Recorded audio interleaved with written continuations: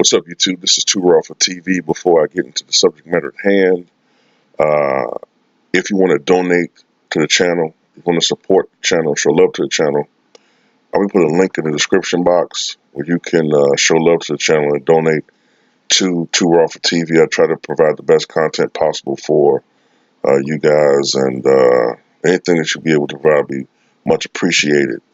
Um, Game 6 to me between the Houston Rockets and the Golden State Warriors. First of all, this has been a great series, all right, between these two titans of the Western Conference. There's been much anticipation that these two would face each other. But Game 6 to me will be a legacy game for both James Harden and Steph Curry. I guess it's a legacy game to an extent for Klay Thompson, but Klay historically is not looked at on the same, level as these two guys are. Um, but this will be a legacy game, man. Personally, I think I have Curry like at 37 on my list, and I think I have James Harden like I think he's like 46, 45, or he's somewhere in that area. Okay. Um, Now that Kevin Durant is not going to be playing for the Golden State Warriors for the rest of the series, this changes things. All right. It kind of uh, segues into a ongoing debate between NBA fans and Warrior fans alike as to who is the most important piece for the Golden State Warriors, whether it's Kevin Durant or Steph Curry. There are some people who say that Kevin Durant is the best player in the NBA. He's the best player on that team. I believe that.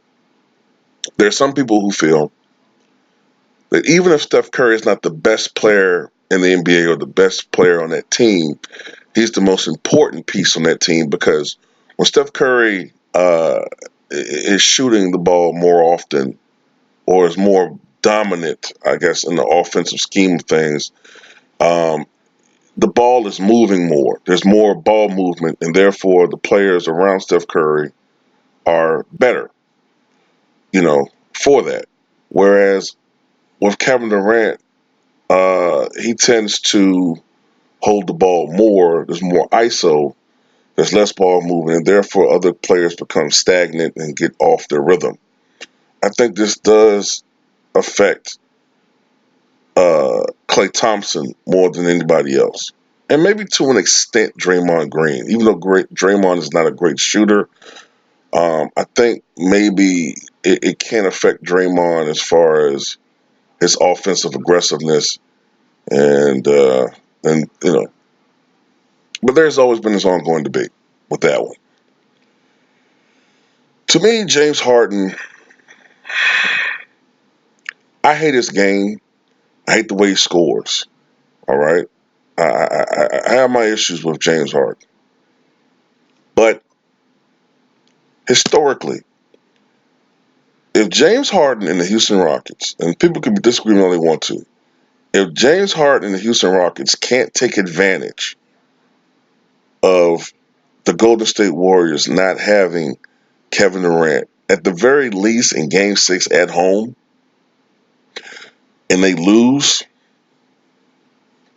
in my opinion, I don't ever want to hear James Harden or the Houston Rockets mentioned as NBA championship contenders in this form ever again. Okay, I don't want to hear it. I don't want to hear excuses. A lot of people just give me excuses. I don't want to hear any excuses. I know they're saying, well, it's explanations. To me, it's excuses. To me, an explanation would be, well, the Lakers got swept in '89 because Magic Johnson and Byron Scott didn't play. If you didn't know that, oh, okay, that's a legitimate excuse, even though it's still an excuse as an explanation. Well, why didn't the Houston Rockets beat Golden State Warriors in Game 6 of 2019 semis? The Warriors didn't have Kevin Durant. Um, I don't know. Different looks, they just didn't get it done. That's our excuse. I don't hear shit. There's already this perception that James Harden is a choke artist. Last night he faded down the stretch in that game. All right. If he doesn't step up offensively, if the Houston Rockets don't take advantage of this, then in my mind, if you're gonna have Russell Westbrook as look, Russell Westbrook has this reputation for being selfish and a stat chaser. All right. Then I think it's only fair that James Harden start having this reputation for being a choke artist, perennial, especially in the playoffs. It's unfair, but goddamn it, if you're gonna do it to this guy and to this guy, you have to do it to him. I don't want to hear explanations or excuses. Now I understand that without Kevin Durant, that the Warriors will revert back to their Splash Brothers style offense. All right, um, it'll be different, but in my opinion, this is still not the 73-9 Warriors. They're not better without Kevin Durant. They're just different. But this team is not constructed the same as the 2016 Warriors team. That team, from the starters down to the last man, were very strong. Okay, this team is not nearly as deep. It's like comparing. It's like it's like comparing the '93 Bulls to the '91 and '92 Bulls. Well, okay, even better. It's like comparing the '93 Bulls to the '91 Bulls, and the '93 Bulls don't have Jordan or something like that. Even though the Bulls weren't as deep, maybe that's not a good comparison.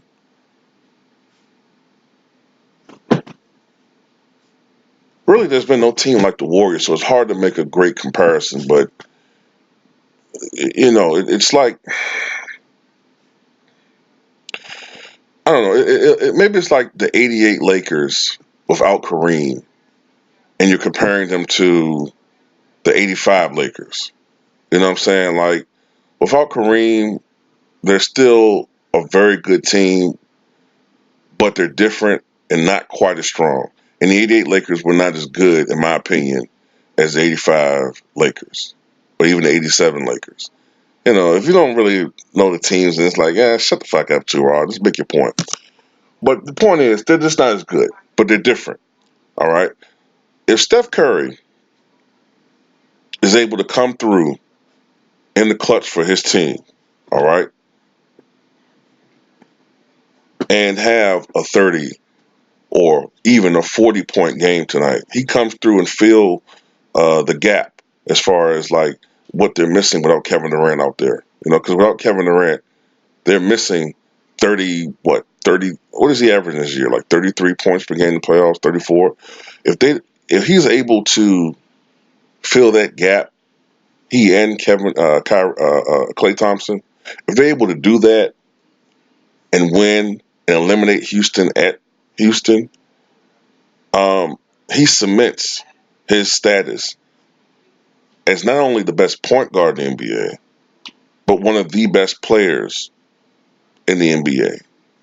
Top three. Because his name has not been in the conversation as much. A couple of years ago, there was an argument that Steph Curry was the best player in the NBA when he had the 30 points per game season, the MVP year, the second MVP year, which is better than his first MVP year, 2014-15 season. But you don't hear his name as much. You hear Giannis Antetokounmpo, you hear James Harden, you hear Kawhi Leonard, you hear Kevin Durant. But you don't hear Steph Curry's name in that conversation anymore. And you really haven't heard it probably since the 2016 season. But if he's able to do that, then in my opinion, I have to put Curry a little bit higher historically. Um, you know, if James Harden comes up short tonight, if he chokes,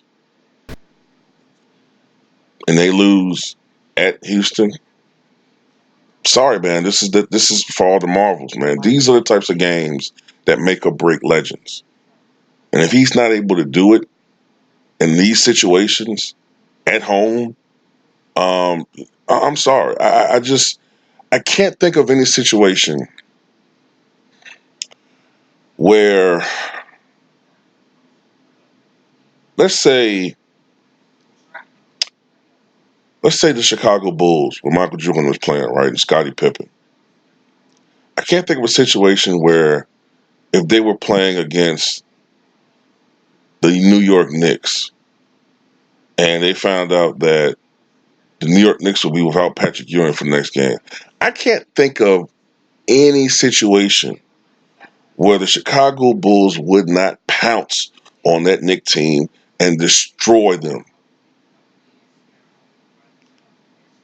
I can see Jordan and Pippen just slashing the basket relentlessly. They don't have they don't have their main rim protector. They don't have the guy, the Patrick Ewing, 7 feet, 250, 255, clogging up the paint. They would have a field day. That's what I'm looking at with James Harden. And now I understand he's not, Kevin Durant's not a center, but you have to take advantage of the fact that they don't have him in this game. So as offensively talented as the Golden State Warriors are, okay, they're a little bit more diluted now.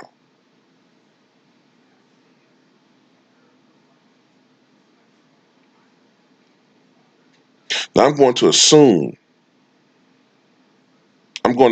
now that Andre Iguodala enters the starting lineup. Andre Iguodala is a fine player. All right, he's a fine player. In this era's watered down Hall of Fame, you can make an argument that I don't think he's going to be a Hall of Famer, but you can make an argument that he has a puncher's chance of being in the Hall of Fame. All right, but he's not Kevin Durant. If the Houston Rockets aren't able to take advantage of the Warriors probably starting a 35-year-old Andre Iguodala, then they don't deserve the championship, in my opinion, man. It's just me, So, like I said, this game is a legacy game, man. James Harden can take advantage of it or fail. Steph Curry can take advantage of it and fail. The only thing about it, if this series goes 7, even if the Rockets lose, if James Harden makes a good accounting of himself in these next 2 games, all right, then to me, he will have created his legacy. All right. But this game really matters. Game 6 is for all the marbles, in my opinion. Tell me